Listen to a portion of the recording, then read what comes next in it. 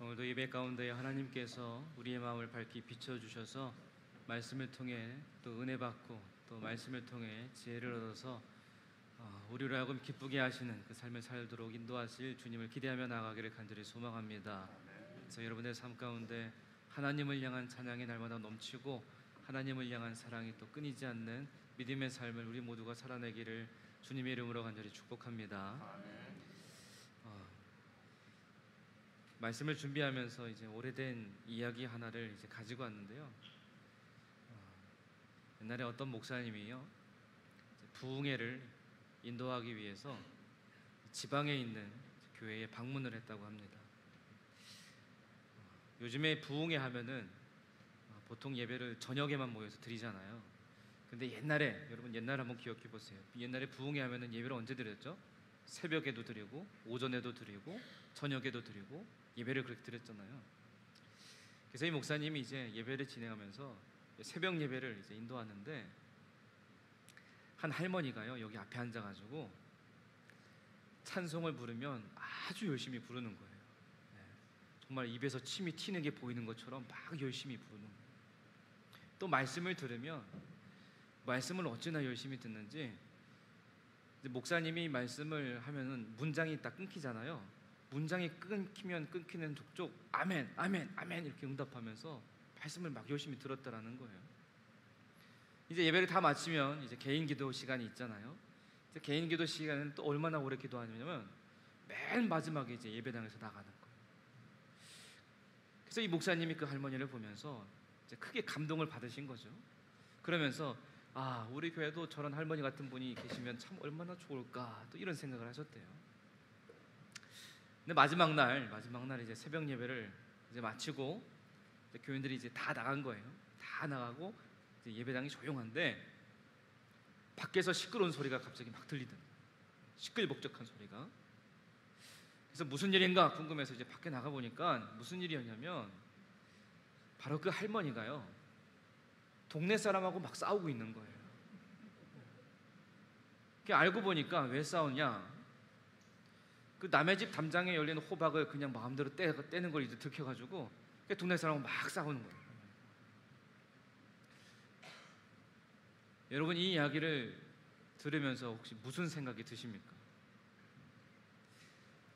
저 이 이야기를 계속 깊이 생각하면서 무슨 마음이 들었냐면 이런 생각이 들었습니다. 과연 참된 신앙이란 무엇일까? 그리고 과연 참된 예배란 무엇일까? 이런 생각이 들었어요. 이런 마음을 가지고 계속 생각하다 보니까 어떤 마음이 들었느냐, 참된 신앙이라는 것은 하나님 앞에서 언제 어디서나 동일한 모습으로 일관성 있는 삶의 모습을 나타내는 게 참된 신앙이지 않을까, 그런 생각이 들었습니다. 그리고 참된 예배란 지금 예배드리는 이 한 시간 동안 순서에 따라서 그냥 신용만 내는 게 아니라, 내가 그냥 이 자리에 가만히 앉아 있는 게 아니라 내 진실한 마음을 하나님께 드리는 것, 그게 참된 예배지 않을까? 그리고 더 나아가서 우리의 일상에서도 하나님 앞에서 바른 삶의 모습을 가지는 것, 여기까지 포함되는 게 참된 신앙과 참된 예배의 모습이 아닌가, 그런 생각이 들었습니다. 물론 우리가 100% 완벽하게 신앙과 예배의 모습을, 우리의 일상에서 일치한 삶의 모습을 나타내는 게 어렵습니다. 쉽지가 않아요. 그런데 오늘 이곳에서 예배드리는 나의 모습과요, 여러분들 가정에서, 일터에서, 세상에서 살아가는 그 모습이 전혀 다르다면 여러분 죄송하지만 그건 잘못된 신앙이고 잘못된 예배라는 거예요. 여러분, 오늘 함께 나눈 이 말씀을 통해서요, 나의 예배가 정말 하나님이 기뻐 받으시는 예배일까? 내가 그런 참된 예배를 드리고 있는가? 참된 신앙을 가지고 내가 믿음 생활을 하고 있는가? 이 모습을 좀 우리가 점검해 보면서 우리의 일상에서도 참된 예배가 이루어지는 비결이 무엇인지 이 시간 하나님의 지혜를 구하며 나아가는 우리 모두가 되기를 주님의 이름으로 간절히 축복합니다. 오늘 우리가 아모스 5장 21절에서 24절의 말씀을 보았는데, 오늘 본문이 포함되어 있는 이 아모스 5장의 말씀에 보면은요, 이스라엘 백성들이 저지른 한 가지의 죄가 지적되고 있는데, 지적받고 있는 그 한 가지의 죄가 그들 가운데 있는 가장 핵심적인 죄였습니다. 아모스 5장 5절의 말씀에 보면 베델을 찾지 말며 길갈로 들어가지 말며 브엘세바로도 나아가지 말라, 이렇게 기록되어 있어요. 당시 북이스라엘 백성들이요, 하나님께 제사를 드리기 위해서, 다시 말하면 지금으로 따지면 하나님께 예배를 드리기 위해서 찾던 곳이 어디냐? 베델과 길갈과 브엘세바였습니다. 역사적으로 보면 이스라엘이 한 나라였습니다. 솔로몬 시대까지는 한 나라였는데 그 이후에 남유다와 북이스라엘로 나눠졌어요. 그러면서 북이스라엘의 여로보암이라는 왕이 이 북이스라엘 백성들이 남유다에 있는 예루살렘 성전에 가서 하나님께 제사 드리는 것을 원하지 않았어요. 왜냐하면 이 사람들이 남유다에 있는 예루살렘 성전에 계속 가면서 그냥 거기에 머물러 살까 봐 그걸 원하지 않았거든요. 그래서 그가 한 일이 뭐냐? 이 예루살렘 성전을 대신할 처소를 정했습니다. 그리고 금송아지를 만들어서 세웠어요. 그리고 여기서 너희들 이제 예배드려, 이렇게 했습니다. 그러면서 그 중에서 제일 먼저 세워진 곳이 어디냐? 바로 베델이라는 곳이에요. 여러분, 이 베델이라는 곳은 어디냐? 야곱이 하나님을 만난 곳이에요. 야곱이 이곳에서 하나님을 만난 그 이후에 이스라엘 백성들이 하나님을 찾기 위해서, 하나님을 만나기 위해서 찾아가던 일종의, 어떻게 보면 민족적인 영적인 성지였던 곳이 바로 베델이라는 곳이에요. 그리고 다음으로 이스라엘 백성들의 종교적인 중심지로 또 하나 선택했던 곳이 어디냐? 길갈이라는 곳입니다. 여러분, 이 길갈은 어디냐? 이스라엘 백성들이 광야 생활을 지나면서 요단강을 건너서 가나안에 들어가게 되면서 하나님께서 그들을 요단강에 건너게 하셔서 요단강을 갈라주셨죠. 갈라주시고 마른 땅이 보이게 하셔서 그 마른 땅 위를 걷게 하셨습니다. 요단강을 건넌 다음에 지파별로 한 사람씩 나와서 그 마른 땅에서 돌 하나씩 가져오게 했어요. 그리고 그 돌을 쌓아서 제단을 쌓고 첫 번째 제사를 드린 곳이 바로 길갈이라는 곳이에요. 그리고 또한 여기서 무엇을 행했느냐? 그들이 할례를 다시 행함으로 하나님과의 언약을 갱신한 곳이, 우리는 하나님과의 언약된 백성이다, 이곳을 재갱신한 곳이 바로 길갈이라는 곳이에요. 그래서 이 베델과 길갈은요, 이들에게 있어서 굉장히 영적인 의미가 있는 곳이에요. 그리고 브엘세바라는 곳도 있는데 이곳은 어디냐? 옛날 아브라함이요, 하나님의 이름을 부르짖으면서 제단을 쌓았던 곳이에요. 그리고 이삭과 야곱이 하나님이 나타나서 만나 주셨던 곳이 브엘세바입니다. 근데 이 브엘세바는 남유다에 있었어요. 남유다 땅에 있던 곳이지만 전통적으로 그들에게는 너무나도 거룩한 장소였기 때문에 자기들의 조상들이 하나님께 제사하던 그곳을 찾아다녔습니다. 찾아다니면서 그들 또한 그곳에서 제사를 드렸어요. 이렇게 이스라엘 백성들이 예루살렘 성전을 대신해서 하나님께 제사할 곳을 찾았는데, 문제는 뭐냐? 하나님께서 그런 곳에서 예배를 드린 그 제사를 받지 않으셨다라는 겁니다. 그들은 그들 생각에 영적으로 의미 있는 곳을 찾아다녔습니다. 거기에서 하나님께 예배를 드렸어요. 그런데 왜 하나님이 그들의 제사를 받지 않으셨냐? 첫 번째로 하나님께서 택하신 곳이 아니었기 때문에 받지 않으셨어요. 하나님이 그들에게 무엇을 약속하셨냐면, 하나님께서 예루살렘 성전을 거룩하게 구별하셨고요, 그곳에서만 제사를 받으시겠다 약속하셨습니다. 그러니까 베델, 길갈, 브엘세바, 이런 곳들이 영적인 의미가 굉장히 깊은 곳이긴 하지만 어떤 곳이 되느냐? 하나님이 택하신 곳이 아니에요. 자기들 편의에 맞게, 자기들의 편리에 맞게 정한 곳일 뿐입니다. 여러분, 우리의 일상을 보면 이런 현상이요, 많이 나타납니다. 특히 코로나 이후로 많은 그리스도인들의 마음에 위안이 되는 잘못된 해석이 있어요. 그게 뭐냐? 내가 있는 곳에서 하나님을 찾고 예배드리면 그곳이 하나님이 임재하시는, 하나님이 거하시는 처소가 되는 그 은혜가 있거든요. 그 그 은혜를 이용하는 모습이에요. 여러분, 이 은혜는요 굉장히 귀한 겁니다. 우리가 어디에 있든지 하나님을 찾고 하나님께 예배드리면 그곳에 하나님이 임재하셔서 하나님이 거하시는 처소가 된다. 굉장히 큰 은혜예요. 근데 이걸 이용한다라는 거예요. 그러다 보니까 어떤 모습이 쉽게 나타났느냐? 이전보다 더 쉽게 주말을 이용해서 여행 가시는 분들이 더 많아졌습니다. 여행을 다닌다 해도요, 예배를 드리지 않는 게 아니라 거기 가서 잠깐 하나님 찾으면 된다, 이러한 위험한 발상이요 점점 더 커지고 있어요. 하나님을 찾는 건 좋습니다. 하나님을 찾고 하나님을 예배하는 건 좋습니다. 근데 중요한 건 하나님께서 과연 그런 예배를 받으시겠냐라는 거예요. 사람들의 마음속에는요, 나 거기 가서도 예배를 드렸어, 나 거기 가서도 하나님을 찾았어, 자기 위안은 될 수 있습니다. 그러나 하나님께서 기뻐 받으시는 예배일 것이냐, 이건 전혀 다른 문제예요. 이 문제를 떠나서 지금 이 시간 우리가 드리는 이 예배가요 나의 만족을 위해서 드리는, 나의 위안을 삼고자 하는 그 예배가 되는지 돌아볼 필요가 있어요. 여러분, 예배는 뭐냐면요, 예배는 하나님께 드리는 거예요. 여러분, 이걸 꼭 기억하셔야 됩니다. 많은 사람들이 잘못 생각해요. 내가 일주일 동안 한 주간의 세상의 삶을 살면서 지치고 힘들어서 주일날 예배 나와서 영적인 만족을 얻고 은혜를 받고 세임을 얻고 능력을 얻어서, 여러분, 이런 것들은 예배의 우선적인 목적이 아닙니다.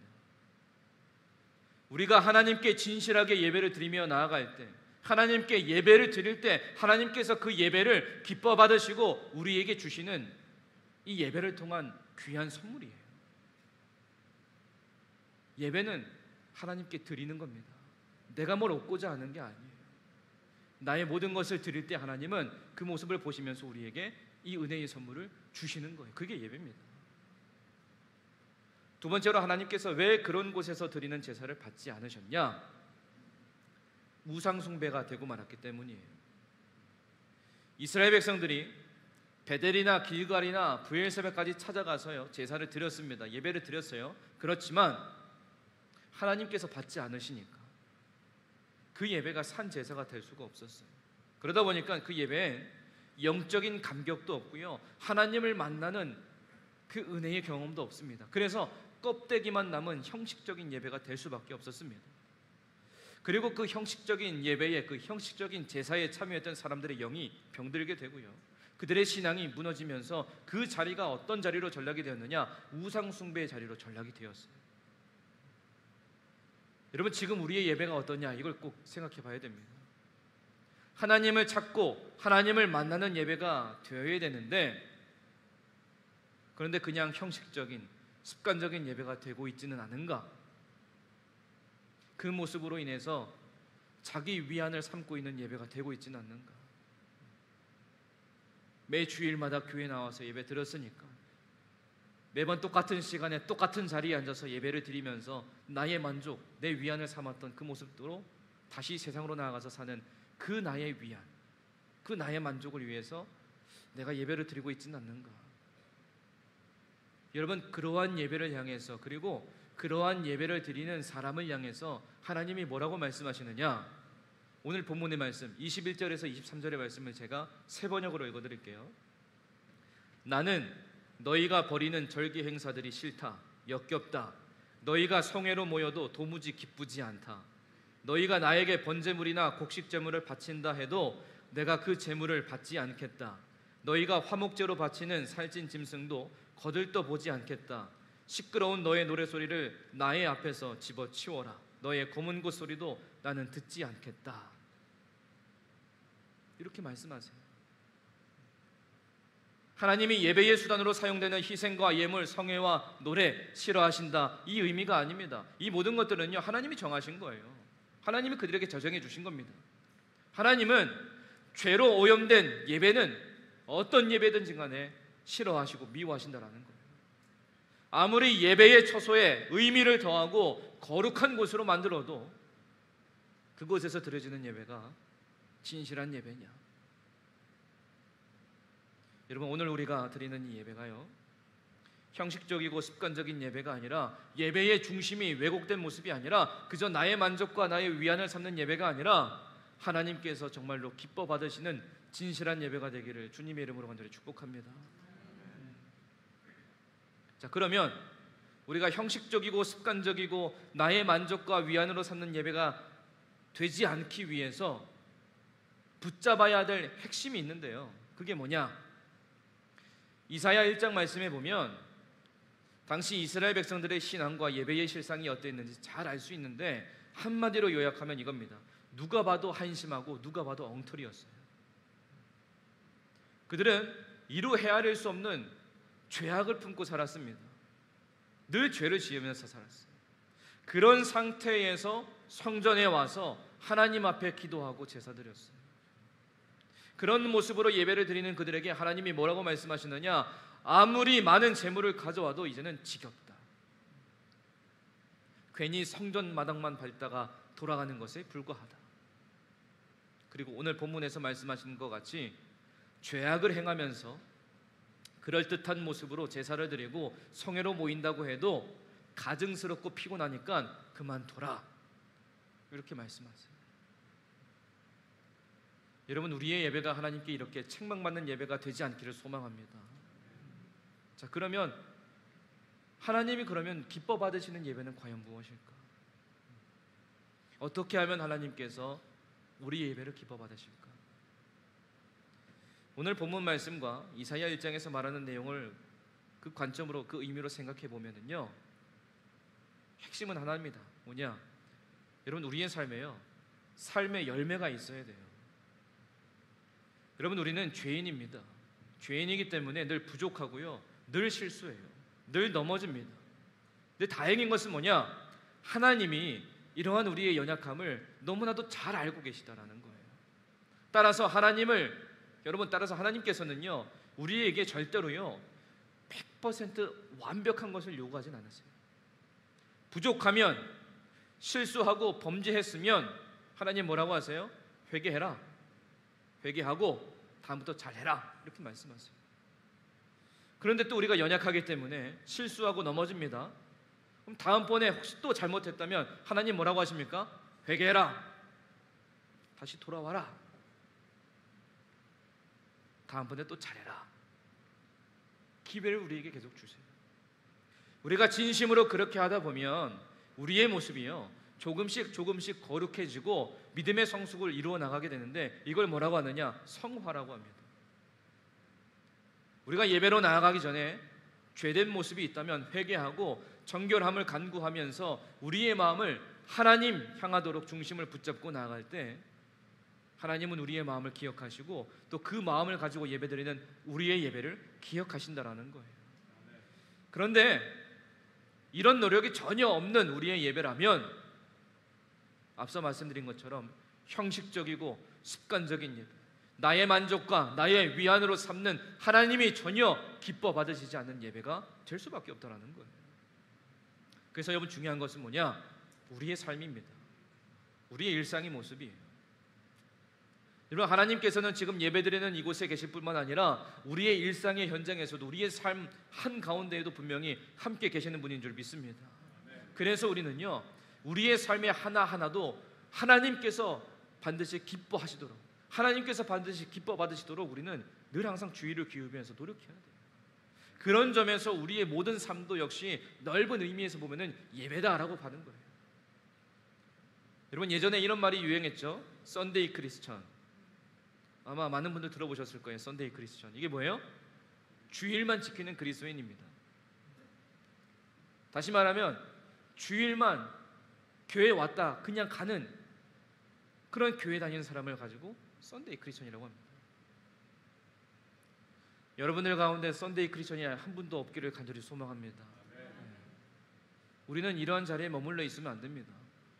우리는 그 이상이 되어야 돼요. 다시 말하면 에브리데이 크리스천, 매일매일마다 우리의 일상에서도 하나님을 예배하는, 하나님을 만나는 때마다 시마다 우리를 지켜보시는 하나님이 분명히 계시다라는 것을 기억하면서 매 순간 우리의 삶 전체가 하나님 앞에 올려드려지는 것임을 기억하는 삶의 예배자로 우리는 반드시 살아가야 된다는 거예요.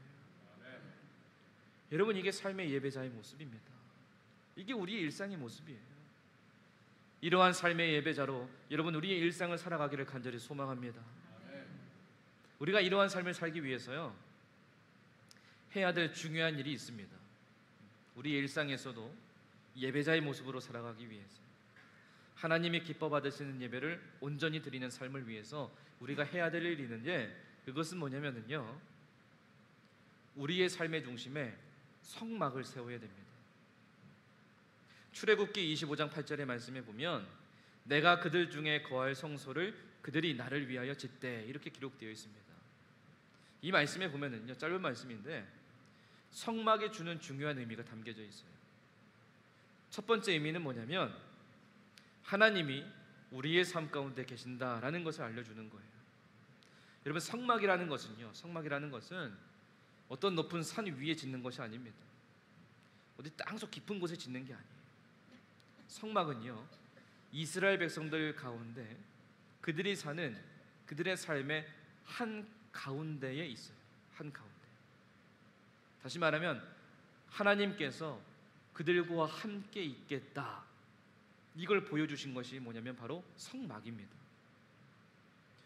여러분, 종종 우리 주변에요, 하나님을 믿는 이 공동체, 믿음의 공동체는 세상과 구별되어야 한다, 이런 생각을 가지고요, 어떤 산 위에나 아니면 사람의 발길이 닿지 않는 사회로부터 격리된 곳에 있어야 된다, 이렇게 주장하는 사람들, 집단들을 보게 됩니다.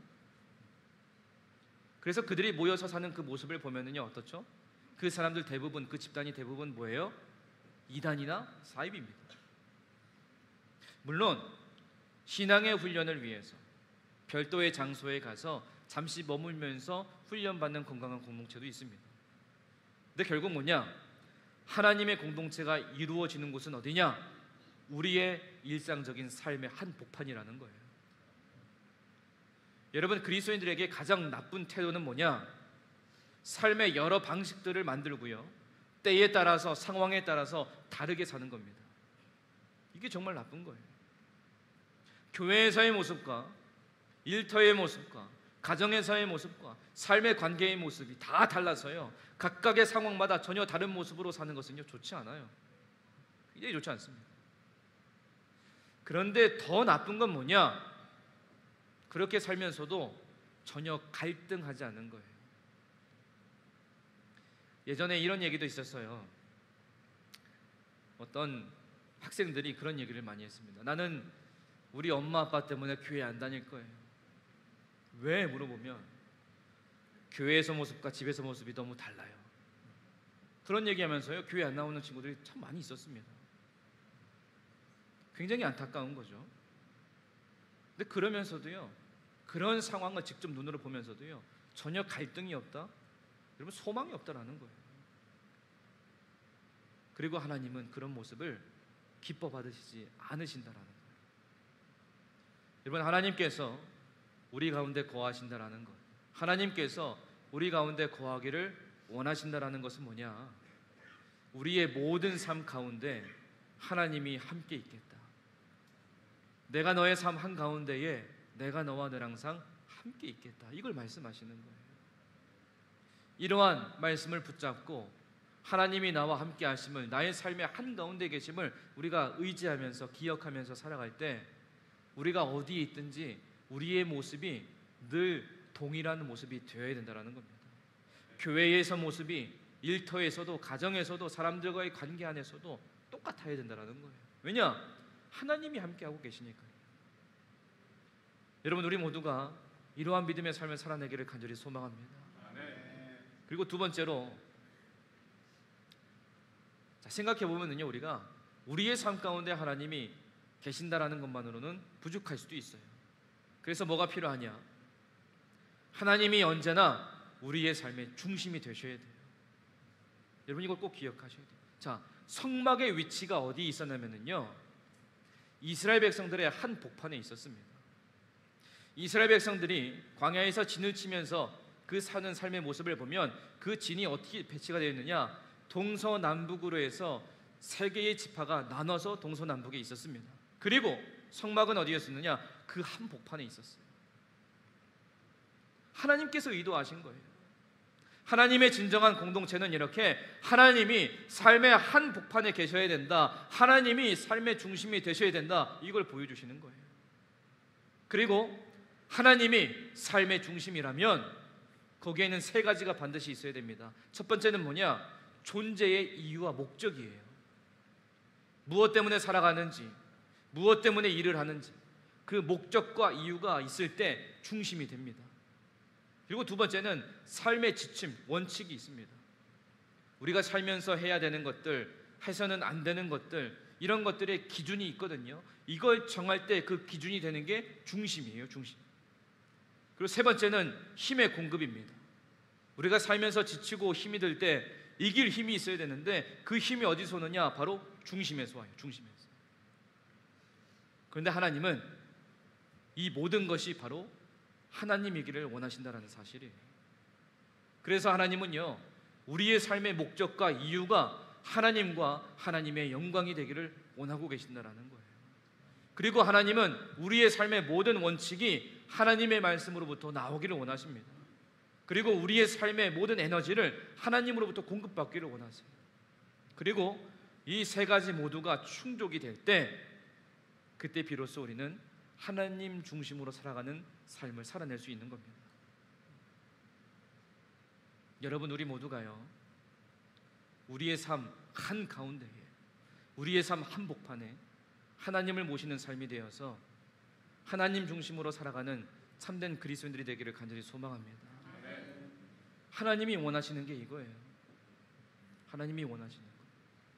그리고 우리가 이렇게 살아갈 때 우리가 온전한 예배를 드릴 수가 있습니다. 하나님이 우리의 삶 한복판에 계시고 우리의 삶의 중심이 하나님이 되실 때 온전한 예배를 드릴 수가 있어요. 여러분, 성막은요, 성막은 하나님이 설계하신 거예요. 하나님이 디자인하신 겁니다. 다시 말하면 성막에는요, 하나님의 생각이 그대로 반영되어 있다는 사실이에요. 하나님이 설계하신 거니까.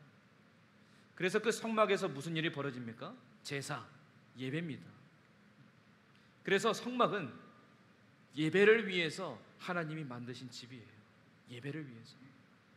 그리고 그 성막은 하나님의 디자인이고 하나님이 거하신다, 이 표현을 쓰기 때문에 성막은 예배의 장소인 동시에 예배 자체를 의미하는 게 성막입니다. 근데 여기서 우리가 한번 생각해 볼 게 있는데요, 여러분 마음속으로 생각해 보세요. 예배를 안 드리는 게 심각할까요? 아니면 예배를 잘못 드리는 게 심각할까요? 마음속으로 생각해 보세요. 예배를 안 드리는 게 심각할까요? 예배를 잘못 드리는 게 심각할까요? 성경이 계속 강조하는 것은요, 신앙을 망치는 가장 큰 위협이 뭐냐? 우상 숭배다, 이걸 얘기합니다. 근데 여러분, 우상 숭배도 역시 보면은 예배예요. 다시 말하면 예배를 안 드리는 게 아니라 잘못된 예배를 드리는 거예요. 잘못된 대상에게 예배를 드리는 겁니다. 그게 우상 숭배예요. 여러분, 오늘 우리의 신앙생활을 돌아보면은요, 심각한 문제가 뭐냐? 예배를 안 드리는 게 아닙니다. 여러분, 우리 예배 얼마나 많이 드려요? 오늘 주일만 해도 오전에 예배가 3번이나 있죠. 오후에 또 예배 한 번 또 있죠. 또 주중에 수요 예배도 있고 금요 예배도 있고 월요일부터 금요일까지 새벽 예배도 있고 속회로 모이면 속회 예배도 드리고 신방하면 또 신방 예배도 있고 또 부흥회 하면 또 부흥회 예배도 있고 예배가 얼마나 많이 있습니까? 심각한 문제는요, 잘못된 예배를 드리는 거예요. 예배라고 하면서 나의 욕심과 과시와 야망을 가지고 그리고 교만과 욕심을 거룩함으로 포장해서 예배를 드리는 거예요. 죄된 모습 그대로 가지고 나와서 죄된 상태로 주님 앞에 나와서 내가 드렸던 그 예배의 그 시간에 습관적으로 나와서 내가 앉았던 그 자리에 내가 그냥 그대로 앉아서 가만히 앉아 있다가 예배가 끝나면 돌아가는 것, 그러면서 열심히 예배 드리는 모습을 거룩함으로 포장해서 나 이렇게 예배 드렸어요 하나님. 잘못 예배를 드리는 모습이 굉장히 심각합니다. 이런 예배는 하나님이 기뻐 받으시지 않으세요. 이스라엘 백성들이 이러한 예배를 드리면서 살았습니다. 그래서 오늘 말씀에서도 하나님이 그렇게 강하게 말씀하시잖아요. 지겹다, 싫다. 하나님께서 디자인하신, 하나님께서 설계하신 그 성막이 우리의 삶 한가운데 있다라는 것을 꼭 기억해야 돼요. 그리고 그 성막 자체가 예배가 된다라는 것 또한 반드시 기억해야 됩니다. 그리고 한 걸음 더 나아가서 이 성막은 예배일 뿐만 아니라 예배자 자신을 나타내는 것 또한 기억하셔야 돼요. 여러분, 예배가 일어나는 곳이 바로 우리의 중심이라면 예배와 예배자는요 서로 분리할 수가 없습니다. 그러면 성막은 예배자인 우리 자신을 나타내는 거예요.